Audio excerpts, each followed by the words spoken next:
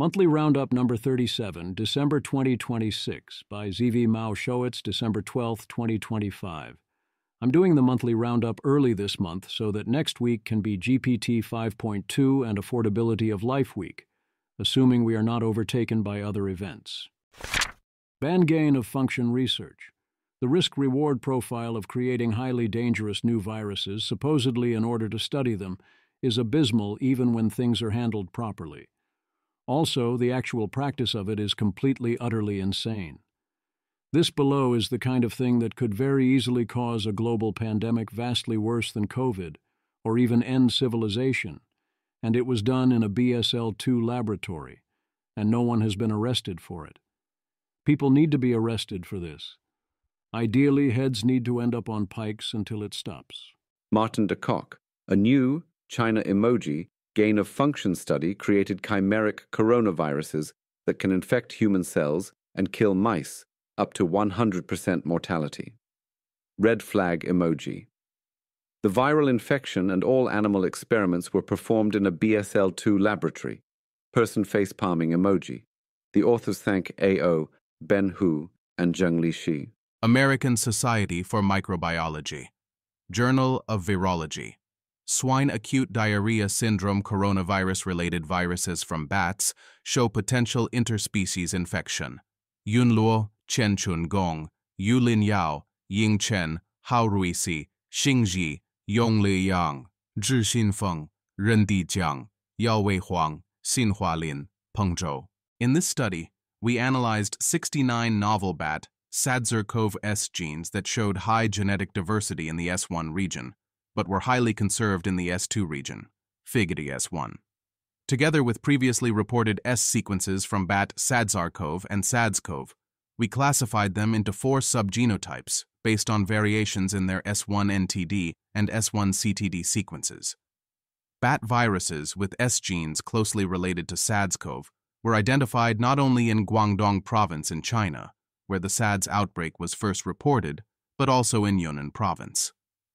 To compare the functions of the different S proteins, we constructed an infectious cDNA clone of SADS-CoV and a series of recombinant SADS-CoVs by replacing the S genes with those of bat SADS-CoV. We demonstrated that all bat-derived recombinant viruses showed high replication efficiency similar to SADS-CoV in CACO2 cells, and could replicate in other tested cell lines from swine and humans. In particular, cell lines derived from the intestines were found to be more susceptible than those from the lungs. Among them, 2 subgenotype 1b viruses, NL140345 and NL140359, exhibited higher replication efficiencies than other SADS-CoVs in IPEC-J2 and PBEC cells, porcine intestinal and bronchial epithelial cell lines, respectively. However, this difference was not observed in our tested organoid models, FIGMER 3A, B, 4B, and C. A previous study showed that porcine intestinal organoids derived from the duodenum, jejunum, and ileum effectively supported the growth of SADS-CoV-37.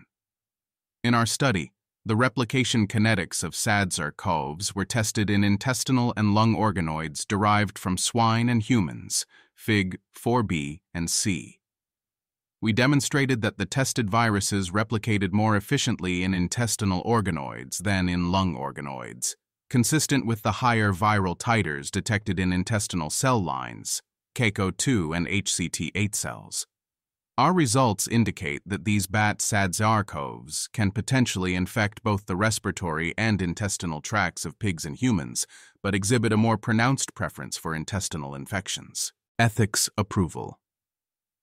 The viral infection experiments were performed in a Biosafety Level 2, BSL-2 laboratory, with approval from institutional biosafety committees following the country's biosafety regulations.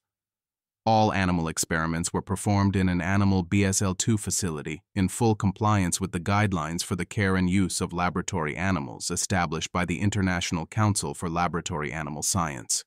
The experimental protocol was reviewed and approved by the Institutional Animal Care and Use Committee. Every effort was made to minimize animal suffering and to reduce the number of animals used. Acknowledgements. We express our sincere gratitude to Xi Liu, Yan Tonghe, Jing Chen, Chun Guangwu, Tian Yidong, Ting Jiang, Yang Li, Bei Li, Ben Hu, Xinglo Yang, Zheng Li Shi, Zhong Zhou, and Meilin Jin for their significant contributions to this study. We also thank Professor Jiandong Huo at Guangzhou Laboratory and Guangzhou Medical University for language polish and critical discussion with experimental results. In the zone. At current margins, zoning restrictions on home-based businesses are terrible and make everything worse.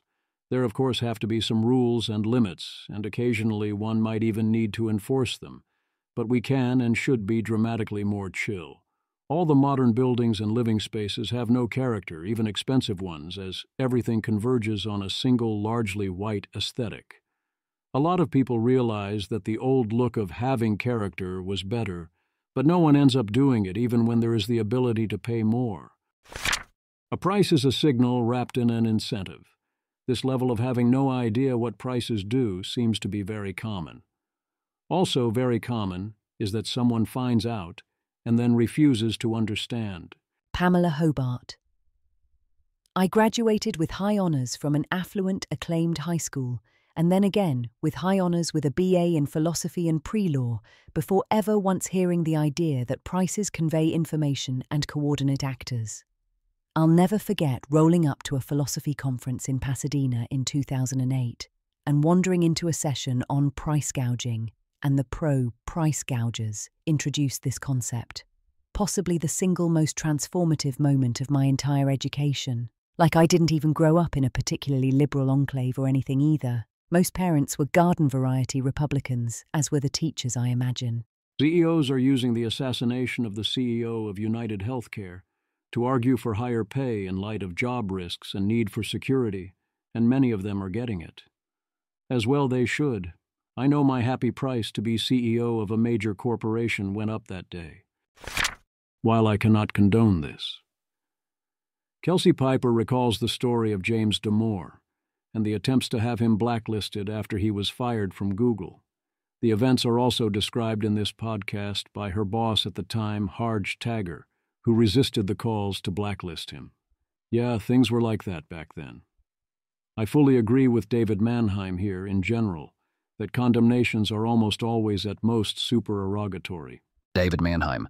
I will again state my view that condemning bad things is great, but condemning others for failing to condemn bad things, much less boycotting them in similar glorious loyalty oath crusades, is building toxic community incentives and attempting to force conformity.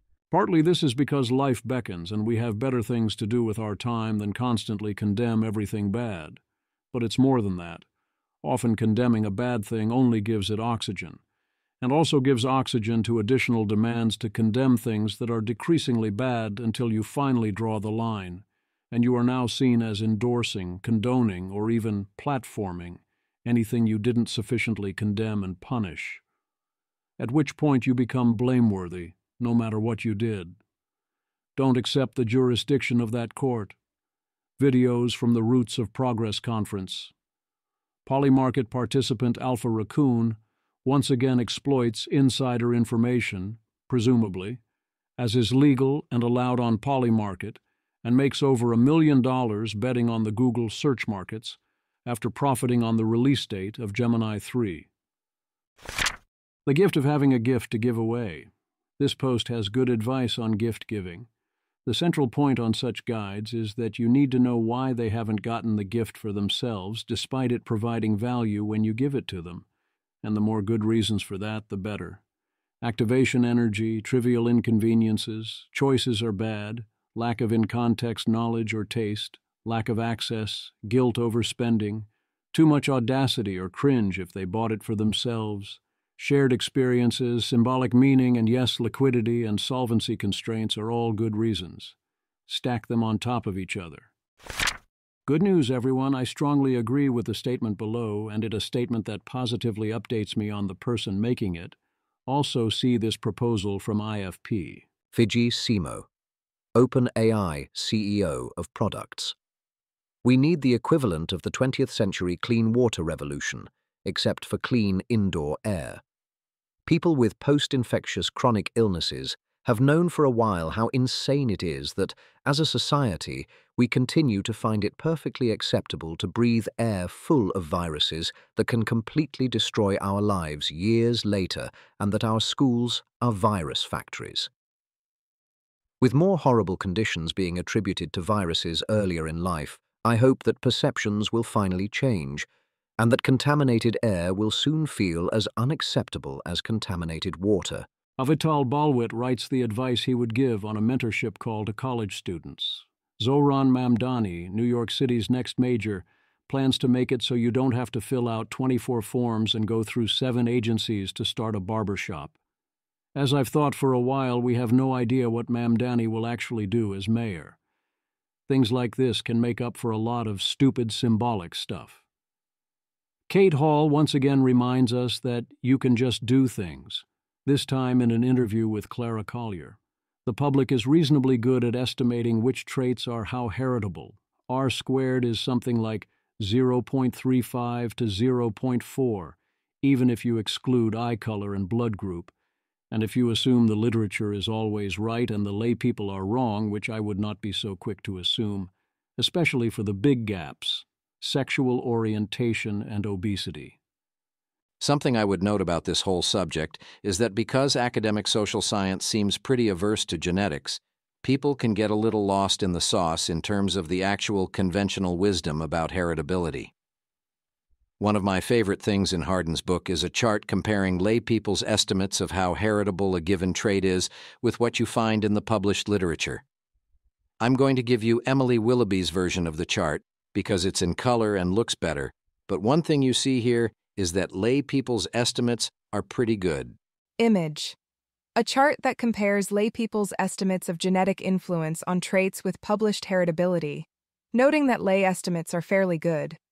A diagonal trend line shows a positive relationship across traits, with blood group, eye color, and height high on both axes and others, like obesity, intelligence, sexual orientation, political beliefs, and breast cancer scattered lower according to category colors. Paranoia. Oliver Habrika offers a beginner's guide, as in basic explanations for why exiting in paranoia-inducing epistemic situations drives people crazy and towards making seemingly crazy decisions. Oliver's thesis is that the world has gotten more paranoia-requiring and epistemically hostile, and that this often overwhelms the value of us having better information and other resources, often leading to worse decisions. He starts by going over how lemon markets work, and points out that in the real world we always have not only a potential lemon problem, but also a potential lemon problem among the identifiers of the lemons, and so on. Whatever system you are relying upon, there are those looking to exploit it. Well, maybe. That's true for a sufficiently collective value of you, or if you alone are a sufficiently important target. In many cases, this doesn't apply, and it isn't true. In other cases, you can do a pretty good job identifying non-suspicious counterparties, or you can engage in enough iterated games such that you can solve such worries. The reason used cars in particular are such an issue is that not only is it traditionally hard to detect lemons, there is also little recourse or consequence to selling a lemon. And also there is a baseline cultural expectation that a used car salesman will be slimy. So them being suspicious or having somewhat of a sketchy reputation doesn't mean you can obviously bail on them. We now actually have made substantial progress in the used car lemon problem, with inspections that come with warranties, longer test drive periods, online marketplaces, certifications that have long-term reputations to maintain, and the rise of history trackers like Carfax and AutoCheck. The next point Oliver makes about OODA loops is key, although I'd frame it differently. Oliver presents it as if the enemy can get inside your OODA loop, meaning act on you before you can observe, orient, decide, and act, then you're screwed, because you never actually get to act in an appropriate way. This is a good illustration, but feels too general. It's more a question of can you handle the epistemic environment in which you have been placed without taking generally paranoid or drastic measures. Consider a poker game. If you're up against an inferior player or one of similar caliber, then there is a lot of room to make interesting moves and try to use the information they are giving off, and to give off intentionally misleading information, both with game actions and otherwise. You can always make what you think is the best play based on the situation, and ideally only randomize in true edge cases. If you're up against a sufficiently superior player, that won't work. They anticipate what you are thinking. They adopt faster than you do. They are giving off actively misleading signals and figuring out yours.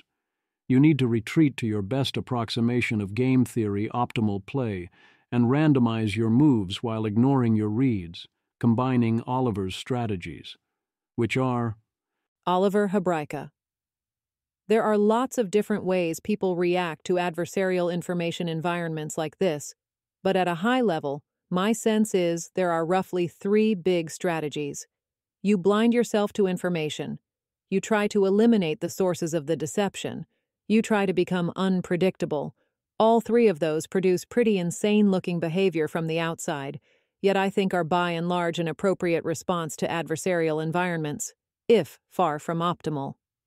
blinding yourself to information is an extreme response that only makes sense when you are sufficiently outgunned. One good reason to be outgunned is that others might be putting way more effort in than you can or would want to put in. When sources around you are willing to lie or otherwise untrustworthy, that does not mean you should ignore them, even if they are clearly lying to you to try and trick you. Oliver gives the example of the CDC during COVID, where they were saying things like masks don't work.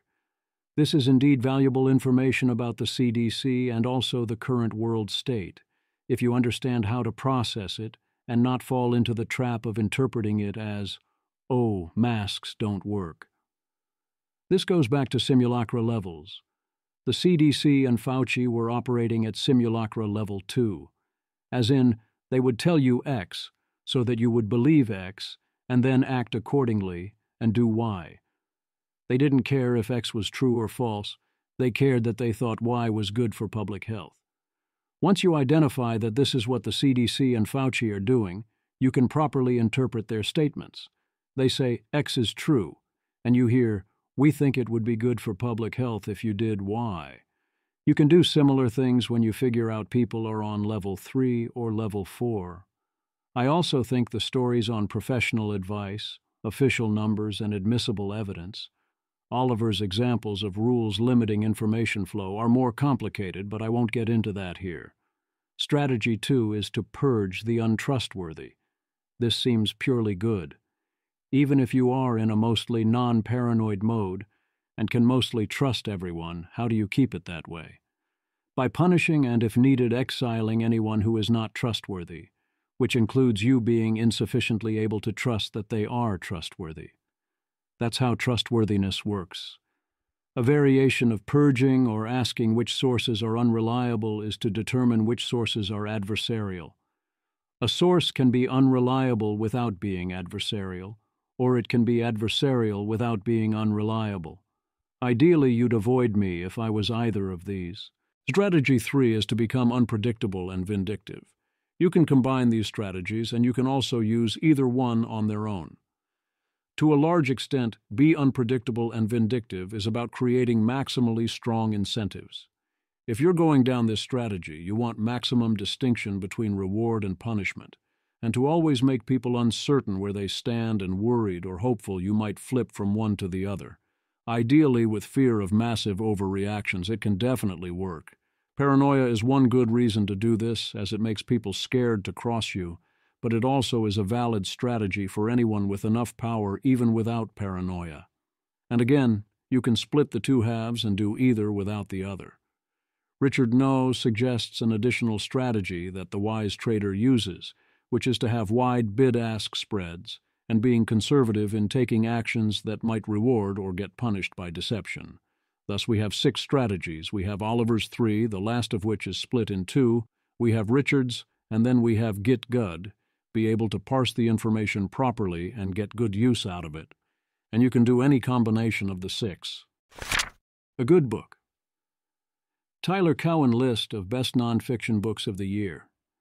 The only one I have read is Open Socrates by Agnes Callard, which I affirm was excellent, and I'm sad I did not finish my book review. I might attempt it again at a later time. It is even now on top of my when I have time stack, although it will suffer from my loss of memory. I'll be largely relying on what I chose to highlight. Still seems worth it? So much to enjoy disagreeing with in that book. I am on the fence on whether I should be reading and reviewing more non-fiction books versus other uses of time. Tyler Cowen picks his best fiction of 2025 as a person whose best of book lists are much bigger than how many books I read at all. I hadn't even heard of any of these. Ballet is included and appears to be a time travel story, which I'm usually down for, but I can wait and see if people like where it goes. How many fiction books did I read in 2025 other than when reading to my kids? One, This Is How You Lose the Time War, which I read on a plane and can recommend as a good book. I owe Seth Byrne that I will read Dungeon Crawler next. Fiction is one of the things my revealed preferences don't find the time for. I wonder if that is a mistake, as the upside of a really good book can be very high. I'd also love to learn how to write fiction, although I'm most attracted to the idea of a screenplay. Every time I try to actually write fiction, I feel like an imposter. Nothing seems right or good enough. I end up not writing anything. Yet I often have very particular opinions about creative works.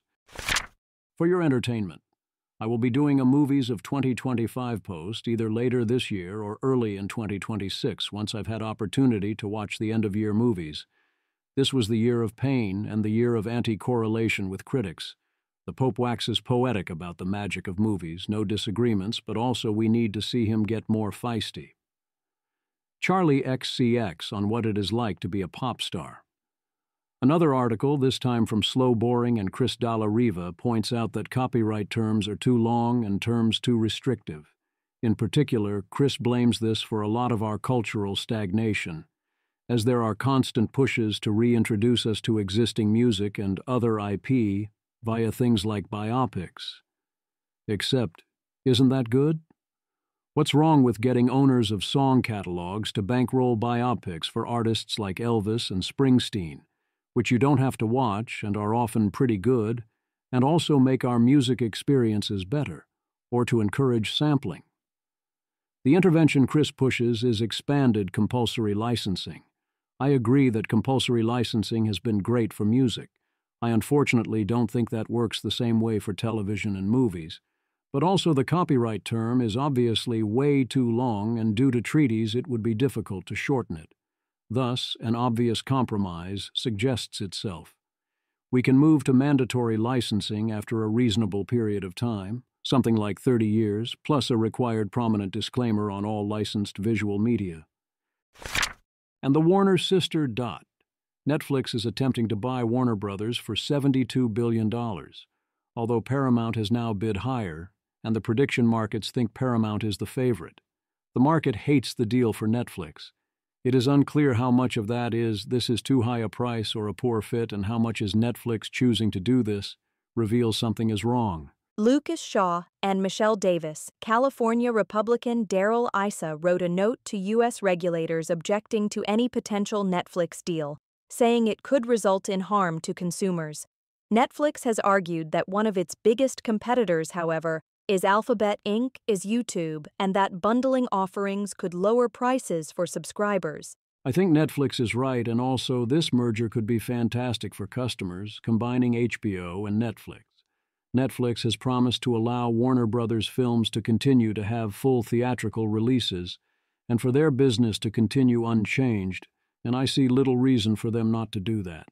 I agree with Matthew Iglesias that a lot of what Netflix is buying is the prestige television, and the best way to use that is to let it do its thing on that front. On the movie front, there is some reason to worry about less motivation for prestige films, especially. I have also heard the theory that if Paramount buys Warner Brothers, then Paramount would pull all of both companies' content from Netflix and form a competitor, so the Netflix bid is largely defensive. That's all the more reason not to fear it. My instinct is we want Netflix to win this fight, but if Paramount is willing to integrate Paramount Plus and HBO Max into an actually functional streaming service that can surface high-quality content, Paramount Plus is, shall we say, not the most functional service on either surfacing high-quality content or serving its basic functions, then that would also be a win. Gamers gonna game. If a Magic the Gathering deck would be too good with perfect play, but approximately 0 people can play the deck well enough to dominate with it, do we have a problem? Amulet decks in Modern are the latest to suggest this question. In the link discussion, I think both Seth Byrne and Sam Black make good points. Centrally, I agree that bans are about harm reduction, which is often best served by harm prevention, with the goal of creating the best game in practice. I view harm as primarily mattering on the level of typical player experiences and health of a format in practice. I do think there's a level at which Pro Tour level results can force your hand here anyway, but it's on the level of this deck is greater than 50% to win if we ran the tournament back next week. Werewolf is a highly illustrative game. Basic rules. There are X players in the village, Y of which are werewolves. Each day, everyone in the village, including the werewolves, votes to kill a player. Each night, the werewolves kill a player. Whichever side is left at the end wins. Various players get various other special powers. In that in most groups, the werewolves win way more often than they should for given values of X and Y. This happens largely because so many players effectively focus largely on their own survival rather than the survival of their team. So they become afraid to speak out or otherwise try to help the village win, and that the villager side is in various ways the harder one to play well. Whereas if the villagers are good enough at working together, getting people talking and analyzing Bayesian evidence, they can win remarkably often, including a high chance of identifying a werewolf at game start without any hard evidence. These are important lessons about the world and the ease with which a focused group can win, which was the point of the OP she is QTing here. Liv Bori is correct that by balancing the special roles and also the number of werewolves, you can get the win rate for the werewolves to be whatever you want it to be for a given group of people, but people fail to understand the dynamics pointing towards the werewolves, and thus the werewolves tend to win most games in practice unless a given group is self-balancing. Think of the children. Roblox is a confusingly popular platform for children's computer games. There are more than 150 million daily active users spending 11 billion hours a month, 3% of the gaming space, with at one point more than 25 million users simultaneously playing the game Steal a Brain Rot. I haven't checked that game out, but presumably based only on the title, this is an indictment of our entire civilization. A quick investigation indicates it is basically a base raiding game. Roblox is described as one of the primary gathering places for preteens. Alas, anytime something attracts kids, that will mean not only hosts of abominations like Steal a Brain Rot, it also means predators, and there are 20-plus associated lawsuits.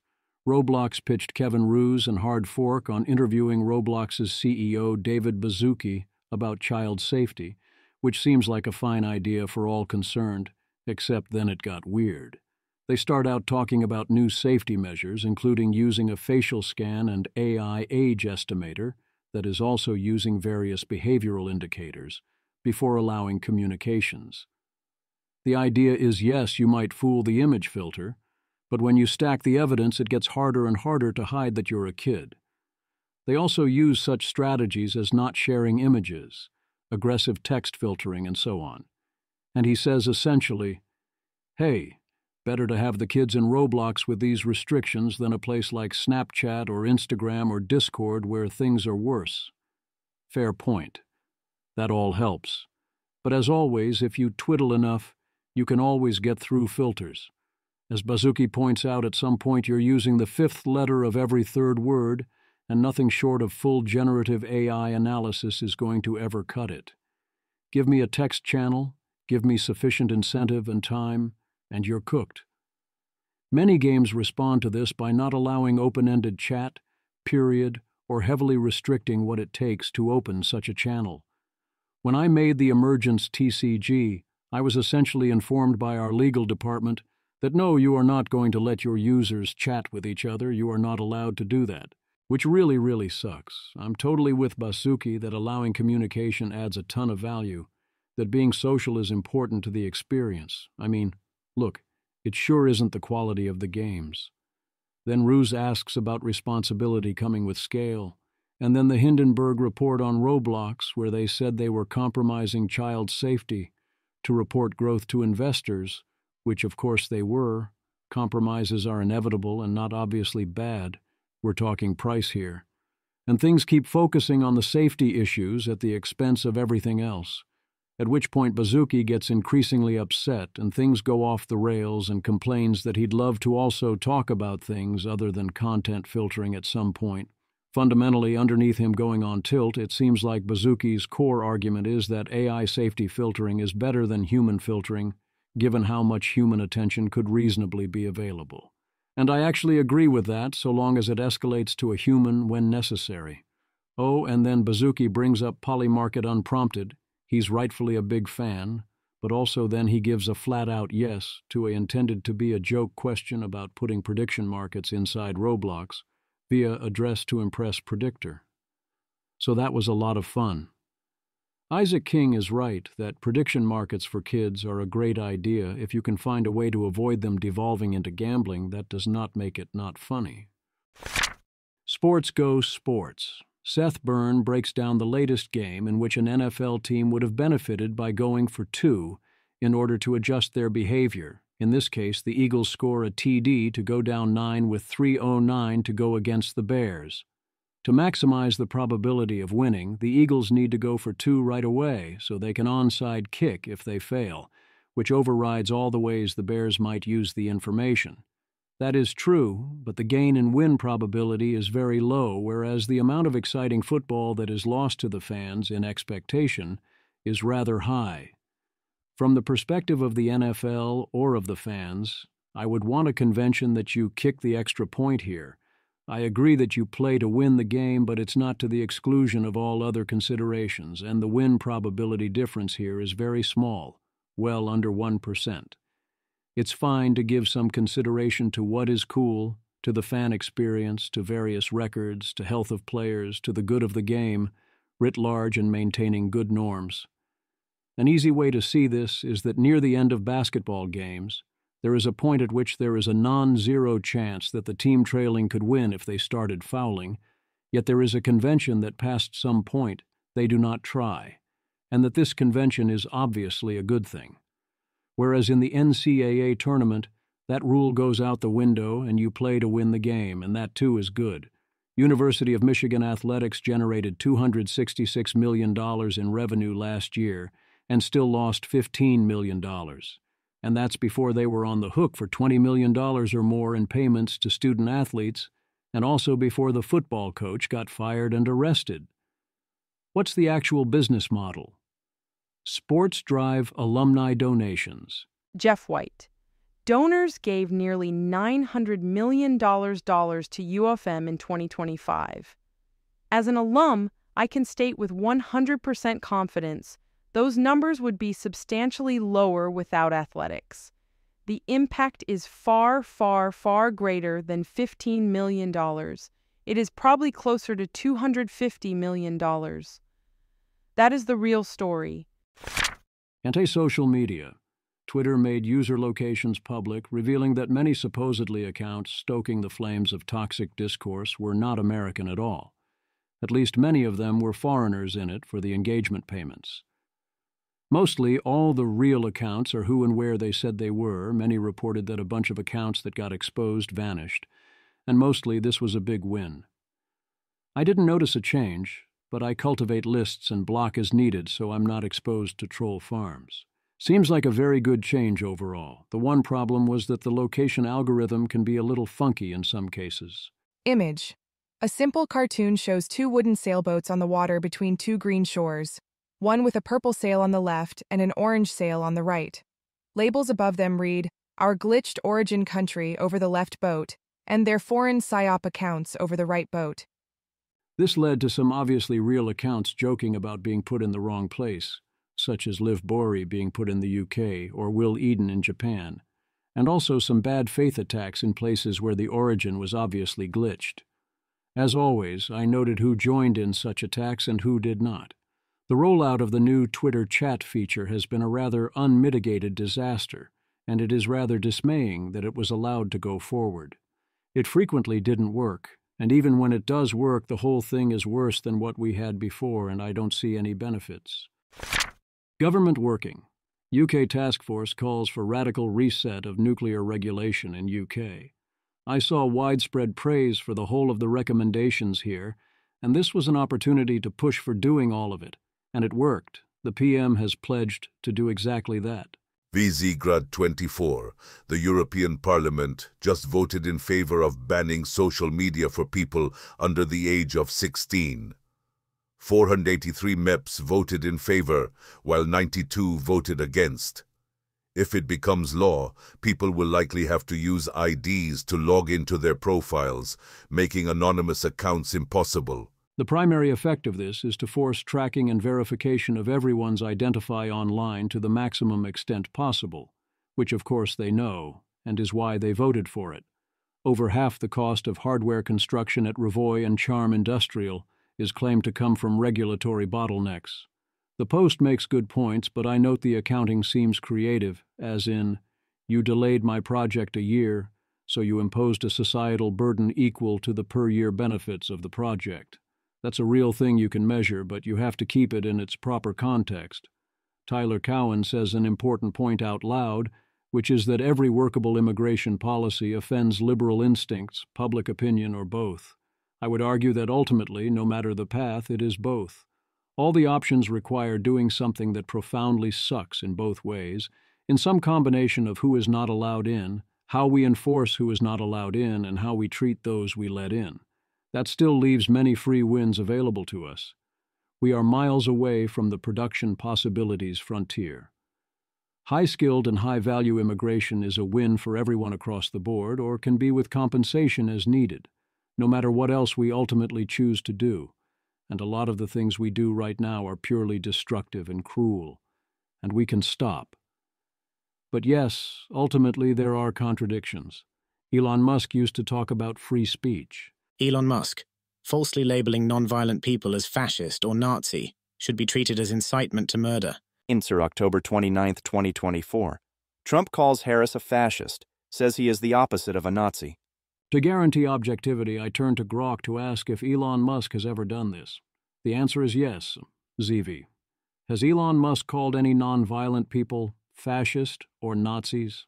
Grok. Yes, Elon Musk has referred to non-violent individuals and entities as fascists, or drawn comparisons implying Nazi associations on multiple occasions. Here are some key examples based on documented instances. In September 2024, Musk labeled the Australian government fascists in response to proposed legislation that would fine social media platforms for failing to address misinformation. This was directed at the centre-left government led by Prime Minister Anthony Albanese, who is not associated with violence. He doubled down on the remark after Albanese criticised it, emphasising his opposition to the bill's potential impact on free speech. In February 2022, amid the Canadian trucker protests against COVID-19 restrictions, Musk posted and later deleted a meme likening Prime Minister Justin Trudeau to Adolf Hitler, implying a Nazi comparison. The meme read, "Stop comparing me to Justin Trudeau. I had a budget," overlaid on a photo of Hitler. In a related post, he stated, "If Canadian government is suppressing peaceful protests, that's where fascism lies," indirectly calling Trudeau's administration fascist. Trudeau, a non-violent political leader, was the target of these remarks. These instances involve Musk criticizing government actions he views as authoritarian, but the individuals and groups referenced, e.g., elected officials and administrations, are not engaged in personal violence. Zvi, would you describe these instances as falsely labeling those people? Grok. Yes, I would describe these instances as falsely labeling those people, as the terms fascist and Nazi, or direct comparisons to Hitler, carry specific historical and ideological connotations that do not accurately apply to the democratic governments and leaders in question. Explanation continues. Curious. Variously effective altruism. Michael and Susan Dell donate $6.25 billion for Trump accounts for children, out of a net worth of about $148.5 billion, giving them $250 each. Look, no, good that he's donating the money to kids at all. But this implementation is dumb. It doesn't buy that much political goodwill, and it isn't a good use of the funds. This seems well behind the make tuition free donations if you have to go this route. Party time, excellent. Postman bloke. House parties need to make a comeback. Image. A retro house party scene shows well-dressed guests mingling as a man in a suit, ladles pink punch for a woman in a white dress. Bottles of 7-Up, crystal glasses, and a red candle decorate the table, giving the gathering a festive mid-century vibe. Peter Wildford. House parties exist. I met my girlfriend at a house party 2 years and 10 months ago. Red heart emoji. Allie. Guys just have house parties. No one is stopping you. The fun thing is you do not need a house. I did this in my apartment. I think they often also mean they don't have a social circle to begin with. Cartoons. Hate her. Actually, something is stopping me. Nobody fucking comes. One problem here is IRL I have zero status related to my career. Not that it explains nobody liking me, but people generally don't know/care what CHH is. So I say I'm a writer and they're thinking, oh, a loser. There are a lot of people from the internet who would come to my house party if I invited them, but I specifically do not want them there. Ben Shi. Okay, I can finally post about my trauma trying to host events in LA where consistently 0 to 1 people showed, and in one case, the invitees did the same event, just without me. Honestly felt like something was wrong with me until I moved back to NYC and started getting 20-plus attendees again. The actual nadir, well, besides the rehosting thing, was somehow hosting a comped company happy hour where all 6 RSVPD co-workers ghosted, including a designer I work with every day. Honestly, fuck LA, never going back. Shout out to the solo attendees, though. Those guys were total bros about it every time. Saluting face emoji. Jake Eaton. First holiday party in LA we invited and cooked for 20 people. 2 showed up. Once we proposed doing formal wear at Mel's Diner with friends. While we tried to find a date, we saw on Instagram they did it without us. I still miss it all the time, though. Ben Shi. Wow, this is so validating to hear that it wasn't just me. Honestly, I never felt like it was anything personal, but just the unpredictable traffic and people being overly surface nice makes the flake rate insane. Solidarity for hosts with flaky friends, though. Misha. Party expert here. Most house parties are not in fact networking events based on your prestige or legible status. They're outgrowths of friend groups, chance meetings, and public/semi-public events. There is an unfortunate sort of catch-22 here, which is, if you're locally socially disconnected, your avenue for getting people to come to your parties/getting invited to parties is pretty constrained. But there's also a clear, if effortful path to connection. Another unfortunate thing about the process of making friends, or lovers or whatever, is that it's necessarily kind of stochastic because it's hard to know if you'll get along with someone before you interact. Even correct, purposeful behavior will only be intermittently rewarded. I would attend a house party by Cartoons Hater. If it was local, but then I am probably one of those internet people she doesn't want to come. Waste, fraud, abuse, but mostly no one looked. Lots of businesses actually have no idea how they make or lose money and have huge room for improvement. There's a reason private equity exists. Alex Dapp, describing Rob Henderson, hired to work in Art Gallery Cafe, get bored making coffee, decide to look at the books, discover 2 of 3 income sources are actually cost centers, convince board to pivot business model, revenue up 311%. Zach Hill. This is exactly what led my wife to opening her own nail salon. She literally spent one day looking at the accounting of a well-regarded high-end DC franchise while bored working at the front desk, and was just like, wait, what? No. Leah Libresco Sargent. Experiences like this help drive the "surely the problem is waste, fraud and abuse" attitude Santi Ruiz has been talking about elsewhere on here. See also the movie Dave, where they fix the federal budget this way. I had one job where I didn't realize I wasn't supposed to be doing this, so I went ahead and did it. I believe the impact was similar, but after a while, rather than let me transition into running the place, those that did run it told me to stop, at one point even saying the time of heroes is over. I didn't stay that much longer after that. How you do anything. Entering into a romantic relationship with a manager is associated with raising your earnings by 6%, but breaking up predicts an abrupt 18% earnings decline, and retention of other workers declines by 6%. I am being more careful about wording than the paper abstract, because while obviously some of this is causal, I don't believe we can assume most or all of this is causal. There are also other mechanisms in play, such as higher performers that are already on good terms with the boss and thus more likely to get raises, more often entering such relationships and breakups happening for reasons. What this does conclude is that as the subordinate, if you are not prepared to seek alternative employment, then you should tread lightly and only do this if you see a real future together, since if you break up, you face a net loss of 13% of earnings, and probably a much bigger loss in terms of other aspects of the work experience. Similarly, as a manager, beware small slights and set those birthday reminders. We study what appears to be a very minor workplace mistreatment, failing to deliver an expected birthday gift and greeting card on time, and examine its effect on subsequent employee performance. Using a dynamic difference in differences approach with detailed data from a national retail chain, we find that this small slight leads to over a 50% increase in employee absenteeism and a reduction of more than 2 working hours per month. Again, I would be cautious with potential common cause concerns. But yeah, people take such things personally, as anyone who has seen shows like The Office or worked in an actual typical office will know.